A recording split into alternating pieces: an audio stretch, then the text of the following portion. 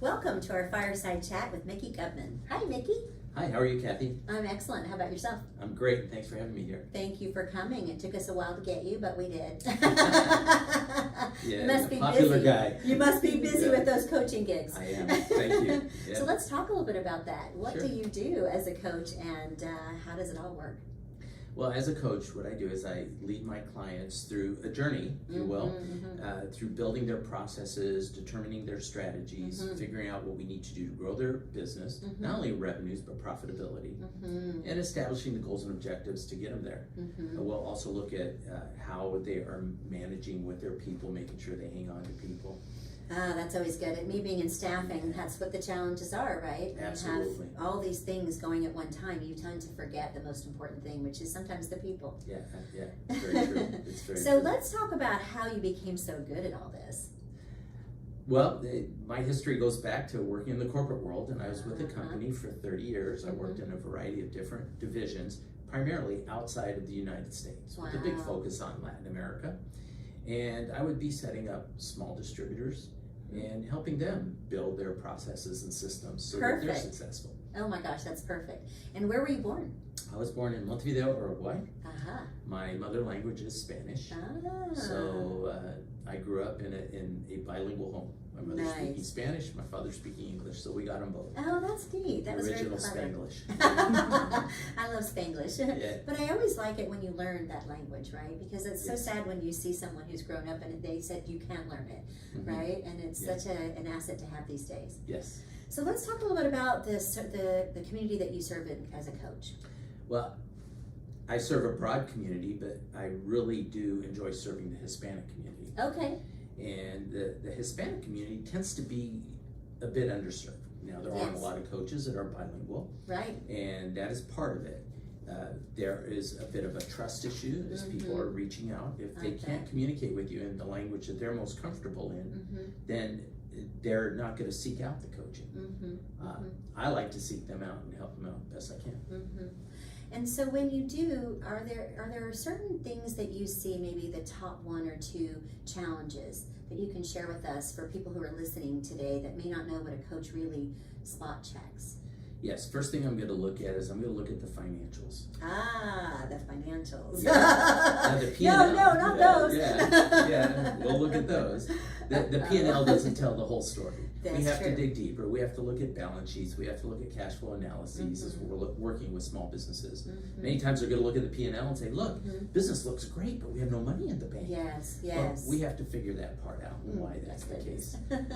Then I will ask them to take me through a typical day of what their business looks like. Oh, good.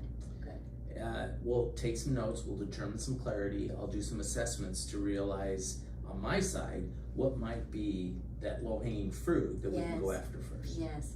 And so you then strategize with them, teaching them all along the way. Absolutely. And then you have a plan of action. You're kind of like a hitman where you just check it off, check it off, check it off. Is that right? I wouldn't call it a hitman, but yeah.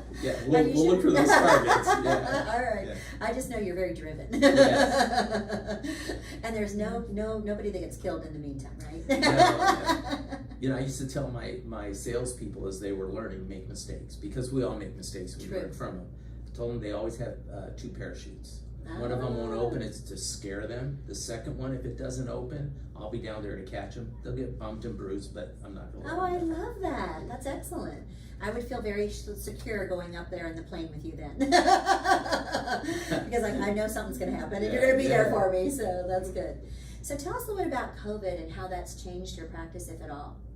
And well, there have been some changes. Some is on the emotional side with my clients. I bet. Everyone's a little bit scared. I'm sure. They're a little frightened of what's going to happen with their business. Some of them have slowed down, but we're going to look at it and we're going to change some of the processes that they were doing in the past to what they need to do today.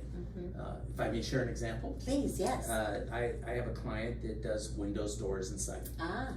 And before, they were going out on every single visit, going to measure, going to talk to their clients. Today, they can't do it. They have to do this virtually. How do you do that? Well, you do it by teaching your prospect how to measure a window, putting them on FaceTime. Oh my gosh, guiding how them fun. through. Yes. Measure the window. We'll give you an estimate, Yes. and then if you want to move forward, once you know the price, Right. we'll come out and do the final measure, We don't even have to go in the house to do it. Oh, that's amazing. So you help them figure that out of how to move forward, Yes. and help them put a plan together of how to teach all these other people to do it as well. And so now they can make money. Yes. And our homes can be beautiful again. Absolutely. Absolutely. That sounds great. Well, I have one last question for you, and Okay. that is, why do you do what you do? We all are motivated by something. You being a coach know this better than the rest. Well, after 30 years in the corporate world, I Mhm. traveled a lot, almost 40 countries, 5 million miles of travel. I didn't have work-life balance. No, When you I was- definitely did not. No. And when I was ready to walk away after 30 years, I wanted to find something else to do. I moved into consulting and coaching Mhm. with the idea of helping people grow their business Mhm. while maintaining the work-life balance. Feels so simple. Doesn't it? Not so much. Yeah. Especially lately, you know. I mean, there's been a lot of stress and a lot of action. So, Yeah. really excited to have a coach that can help us and being able to support the audience and the listeners. So, we have over 15,000 listeners, and we love you, Mickey. We want you Thank to you. sprinkle your beautiful dust around everywhere so everybody's happy and profitable and productive. Well, thank you very much. Sound good? It Call sounds Mickey. great. All right. Thanks so much. Thanks for coming, you guys. Thank you.